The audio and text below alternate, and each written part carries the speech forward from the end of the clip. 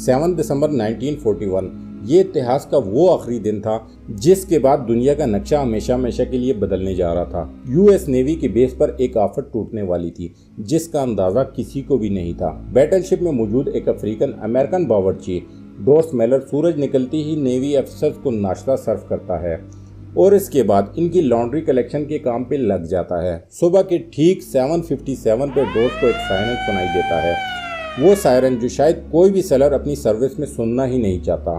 वो फौरन बाहर निकलता है और ये देखकर हैरत ज़दा रह जाता है कि पूरा आसमान जापानीज बॉम्बर एयरक्राफ्ट से भरा हुआ है। पलक झपकते ही पूरी नेवल बेस पे तो जैसे कयामत टूट पड़ी हो, क्योंकि जापानीज एयरक्राफ्ट ने चुन चुन कर अमेरिकन शिप्स को तबाह करना शुरू कर दिया। ये हमला यूएस की पर्ल हार्बर बेस पे किया गया था और आज हम जानेंगे कि जापान ने अमेरिका जैसे मुल्क पर हमला करने की इतनी बड़ी हिम्मत क्यों की थी। डोर्स मेलर नामी एक बावर्ची को अमेरिका का सबसे बड़ा अवार्ड क्यों दिया गया था और अमेरिका ने जापान पर न्यूक्लियर हमला क्यों किया था। नाजरीन, हमारी इस इंटरेस्टिंग कहानी की शुरुआत 1941 में होती है, जब वर्ल्ड वॉर 2 में अमेरिका ने चाइना को बचाने के लिए अपना सब कुछ दांव पर लगा दिया था। जी हाँ, वही चाइना जिसके खिलाफ आज 2025 में अमेरिका खुलकर बात करता है। हुआ कुछ यूँ था कि वर्ल्ड वॉर 2 को स्टार्ट हुए 3 साल गुजर चुके थे, जिसमें एक साइड पर जर्मनी और इटली थे जबकि दूसरी साइड पर ब्रिटेन, नेदरलैंड्स और फ्रांस थे। इस जंग में अमेरिका का कोई पार्ट नहीं था। अमेरिका पूरी तरह से न्यूट्रल था क्योंकि वर्ल्ड वॉर में हुए नुकसानात की वजह से अमेरिका खुद को यूरोप और एशिया में होने वाली जंग से बिल्कुल अलग रखना चाहता था। पर एक मुल्क था जो अमेरिका को मुसलसल सताए जा रहा था और वो था जापान। जापान के पास नेचुरल रिसोर्सेज कम होने की वजह से वो अपने आस पड़ोस के मुल्कों पर धड़ाधड़ कब्जा जमा रहा था ताकि वो अपनी नेचुरल रिसोर्सेज की डिमांड्स को पूरी कर सके। कोरिया, ताइवान और चाइना के बड़े इलाकों पर जापान कब्जा कर चुका था। पैसिफिक ओशियन में ही जापान के करीब फिलीपींस, मलेशिया और इंडोनेशिया पर भी इसकी नज़र थी। पर मसला ये था कि मलेशिया ब्रिटिश कॉलोनी थी, इंडोनेशिया नेदरलैंड्स की और फिलीपीन न्यूट्रल रहने वाले अमेरिका की कॉलोनी थी। इन कंट्रीज को जापान का दूसरे मुल्कों पर कब्जा करना बिल्कुल भी ठीक नहीं लग रहा था क्योंकि जापान के पीछे असल में हिटलर का हाथ था और हिटलर ब्रिटेन और अमेरिका का दुश्मन था। जापान की ये हरकतें देखकर अमेरिका ने जापान को ऑयल देना बंद कर दिया। जापान के पास खुद का ऑयल नहीं था बल्कि इसकी डिमांड का 80% ऑयल वो अमेरिका से ही इम्पोर्ट करता था। अमेरिका ने इसके सामने ये कंडीशन रखी कि पहले इसको चाइना में अपना कब्जा छोड़ना पड़ेगा, फिर जाकर इसको ऑयल दिया जाएगा। जापान के लिए ये एक बहुत ही मुश्किल फैसला था। एक तरफ अगर वो चाइना से अपना कब्जा छोड़ देता तो पूरी दुनिया समझती कि इसने हिटलर की सपोर्ट के बावजूद अमेरिका के सामने अपने घुटने टेक दिए थे। दूसरी तरफ ऑयल था जिसके बगैर जापान का होल्ड वैसे ही कमज़ोर पड़ जाना था। जापान ने फैसला किया कि वो चाइना से अपने फौजी वापस नहीं बुलवाएगा बल्कि अंदर ही अंदर इसने प्लान बनाया कि वो ऑयल के लिए इंडोनेशिया पर कब्जा करेगा। लेकिन ये काम इतना आसान नहीं था। जैसा कि हम पहले भी जान चुके हैं कि इंडोनेशिया इस वक्त नेदरलैंड की कॉलोनी थी और वहाँ तक पहुँचने के लिए ज़रूरी था कि पहले फिलीपींस पर कब्जा किया जाए जो कि अमेरिका की कॉलोनी थी। जापान को अच्छी तरह मालूम था कि अगर इसने फिलीपींस पर हमला किया तो इसकी जवाबी कार्रवाई पैसिफिक ओशियन में ही मौजूद American naval base Pearl Harbor से की जाएगी। लेकिन क्योंकि जापान के पास अब ऑयल रिजर्व तेजी से खत्म होते जा रहे थे और इनके पास हमला करने के सिवा कोई ऑप्शन नहीं बचा था, फिलीपींस पर नहीं बल्कि पर्ल हार्बर पर। जी हाँ, जापानीज मिलिट्री लीडर ने फैसला किया कि वो अमेरिका की पर्ल हार्बर बेस पर एक सरप्राइज अटैक करके पूरी बेस को ही उड़ा डालेंगे ताकि इसके बाद जापान आसानी से फिलीपींस पर कब्जा कर सके। जापान अब चुपके से पर्ल हार्बर पर अटैक करने की तैयारी में लग चुका था। इसने अपनी फ्लैट तैयार करना शुरू कर दी जिसमें 2 बैटलशिप्स, 39 सबमरीन्स, 30 डिस्ट्रॉयर्स और हैरतअंगेज तौर पर 440 बॉम्बर एयरक्राफ्ट थे। इन एयरक्राफ्ट को 6 एयरक्राफ्ट कैरियर्स के जरिए पर्ल हार्बर की तरफ रवाना किया गया। दूसरी तरफ अगर पर्ल हार्बर पर खड़ी अमेरिकन फोर्स का अंदाजा लगाया जाए तो इसमें 8 बैटलशिप्स, 59 एयरक्राफ्ट शिप्स, 4 सबमरीन्स और 390 एयरक्राफ्ट थे। देखा जाए तो अमेरिका के पास जापान का हमला नाकाम बनाने के लिए काफ़ी फोर्स मौजूद थी, लेकिन इसके लिए ज़रूरी था कि इनको पहले से इस हमले की इंफॉर्मेशन मिल जाए। पर जापान ये अटैक हर तरह से सीक्रेट रखना चाहता था, इसलिए जापानीज कमांडर ने फैसला किया कि हमले से पहले वो किसी भी किस्म की वायरलेस कम्युनिकेशन से दूर रहेंगे। जापान से निकलने वाली फोर्स करीबन 8000 किलोमीटर का फासला तय करके अब पर्ल हार्बर से सिर्फ 370 किलोमीटर दूर थी और यही वो पॉइंट था जहां से एयरक्राफ्ट को हमला करने के लिए टेक ऑफ करवाया गया।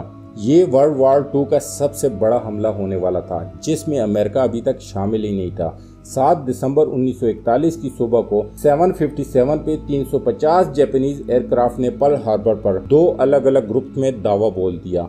अमेरिकन जो इस हमले से बिल्कुल लाइलम थे, इन पर तो जैसे कयामत ही टूट पड़ी थी।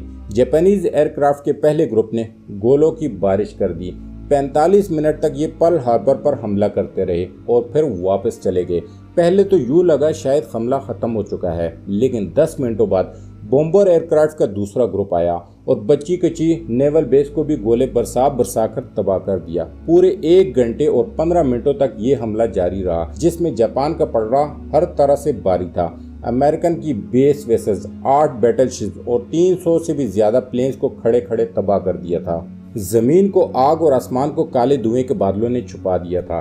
इसी दौरान अमेरिका की एक बैटलशिप में अफ्रीकन अमेरिकन बावर्ची डोस मेलर भी शामिल था, जिसका जिक्र हमने वीडियो की स्टार्टिंग में किया था। लॉन्ड्री कलेक्शन के दौरान डोर्स को एक सायरन सुनाई दिया। ये खौफनाक सायरन सुनकर जब तक वो बाहर आता, एक जापानीज टॉर्पेडो मिसाइल इनकी शिप पर आ लगा, जिसमें शिप कैप्टन समेत बहुत ऑफिसर जख्मी हो गए। डोर्स ने अकेले जख्मियों को सेफ जगह पर शिफ्ट किया और फिर एंटी एयरक्राफ्ट मशीन गन पे जाके खुद जापानीज एयरक्राफ्ट पर पलटकर वार किया। इसने बगैर ट्रेनिंग के टोटल 6 जापानीज तैयारे मार गिराए थे, जबकि इस हमले में जापान ने टोटल 29 एयरक्राफ्ट खोए थे। डोर्स मेलर पहला अफ्रीकन अमेरिकन था जिसको बाद में नेवी क्रॉस दिया गया। ये अवार्ड यूएस नेवी का सबसे बड़ा, जबकि यूनाइटेड स्टेट्स में मेडल ऑफ ऑनर के बाद दूसरा बड़ा अवार्ड है।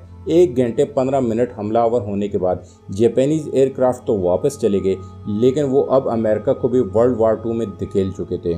वही अमेरिका जो इस हमले से पहले वर्ल्ड वॉर 2 में शामिल ही नहीं था। अमेरिका ने पर्ल हार्बर पर हमले के अगले ही दिन जापान को सबक सिखाने का फैसला कर दिया और इनके खिलाफ खुली जंग का ऐलान भी कर दिया। अगले 3 महीनों तक अमेरिका अपनी नेवल बेस को वापस रिस्टोर करने में लगा रहा। खुशकिस्मती से कई शिप्स शैलो वार्ड में डूबी थी जो रिपेयर के काबिल भी थी। 4 महीनों के बाद अमेरिका ने जापान पर वैसे ही हमला किया जैसे इन्होंने पर्ल हार्बर पर किया था। जी हाँ, अप्रैल 1942 में अमेरिका ने जापान के कैपिटल टोक्यो पर बमों की बरसात कर दी। ये अमेरिका का वर्ल्ड वॉर 2 में किया जाने वाला पहला हमला तो था, लेकिन इसके बाद अमेरिका ने बस नहीं की। अगले 4 सालों तक जापान और अमेरिका की शदीद लड़ाई चलती रही, जिसमें अब अमेरिका का पलड़ा भारी था। जापान इस जंग में बहुत कमज़ोर हो चुका था, लेकिन वो किसी सूरत हार नहीं मान रहा था। अमेरिकन के सामने सरेंडर नहीं कर रहा था। आखिरकार अगस्त 1945 में अमेरिका ने जापान के खिलाफ अपना आखिरी कार्ड इस्तेमाल कर ही डाला।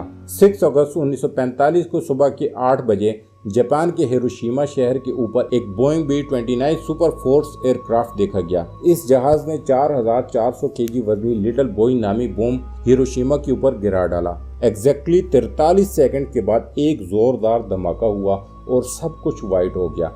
इसके बाद एक फायरबॉल जमीन से आसमान की तरफ गया, जिसने जमीन का टेम्परेचर 5000 डिग्री सेल्सियस तक पहुंचा दिया। ये हिस्ट्री का पहला न्यूक्लियर अटैक था, जिसने सिर्फ एक चुटकी में ही पूरे हिरोशिमा पर 80% से भी ज्यादा बिल्डिंग को मट्टी का ढेर बना दिया। जापानीज मिलिट्री लीडर्स के तो जैसे पैरों तले जमीन ही खिसक गई थी।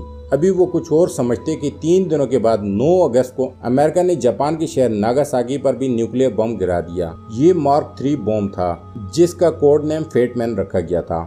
4670 केजी वजनी इस बम ने गिरते ही पूरे शहर को सफा हस्ती से ही मिटा डाला। ये वो 2 न्यूक्लियर बॉम्ब्स थे जो इंसानों पर इस्तेमाल होने वाले पहले और आखिरी बॉम्ब्स थे। एक अंदाजे के मुताबिक हिरोशिमा और नागासाकी के हमलों में 2,60,000 के करीब लोग मारे गए थे। इस हमले के अगले ही हफ्ते जापान ने अमेरिका के सामने सरेंडर कर लिया और इसके साथ ही वर्ल्ड वॉर 2 भी अपने अंजाम को पहुंची। उम्मीद है ये वीडियो भी आप लोग भरपूर लाइक और शेयर करेंगे। आप लोगों के प्यार भरे कमेंट्स का बेहद शुक्रिया। मिलते हैं अगली शानदार वीडियो में।